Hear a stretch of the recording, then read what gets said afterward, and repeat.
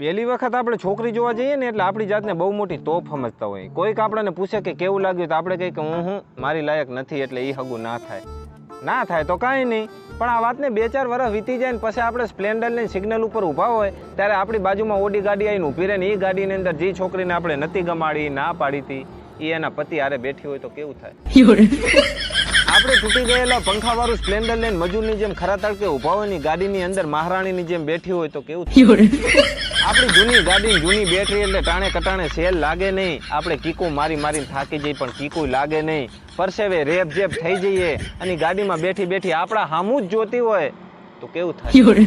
તેથી આપણાને આપણી ભૂલ સમજાય છે સાહેબ. તેથી આપણાને પસ્તાવો થાય છે કે આજ હેલ્મેટ પહેર્યું હોત તો સારું હતું. એટલે જીવનમાં હેલ્મેટ પહેરવું બહુ જરૂરી છે. હેલ્મેટ પહેરો, જિંદગી બચાવો, આબરૂ બચાવો, આબરૂના ધજાગરા થતા અટકાવો. આવું કોઈ માનશે નહીં પણ.